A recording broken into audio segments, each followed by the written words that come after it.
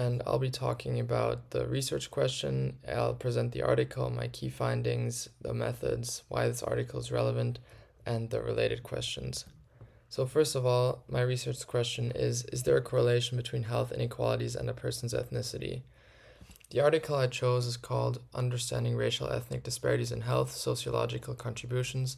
This was written by Williams and Sternthal, and it basically talks about the disparities in health in correlation to someone's ethnicity.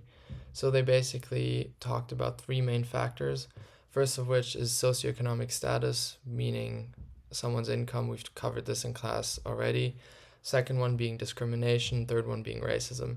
The main difference between discrimination and racism is the third factor, racism, talks about someone being in a position of power and therefore treating you unequal, whereas discrimination basically talks about suppose you're in a health insurance group and you're being treated worse than someone else. That's discrimination, whereas a teacher treating you worse because you're African American would be considered racist rather than discriminatory.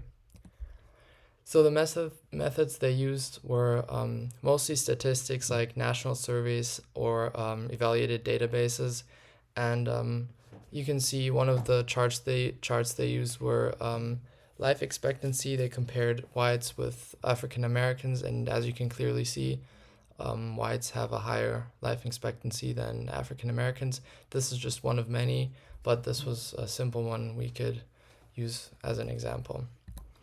So why is this article relevant? So we could argue that like one's health is one of the most, if not the most important area of humanity. Suppose your family was sick back home, you would go see them right away. Whereas if your dad lost his job, you might see him, but there's a chance you're just going to stay in Duluth.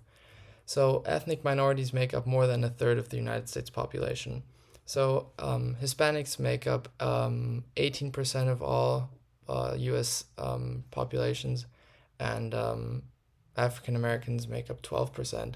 So those are just the two largest minorities, and they even make up for 30%. So suppose you lined up every person in the United States and every third person was being discriminated against when it comes to the access to healthcare.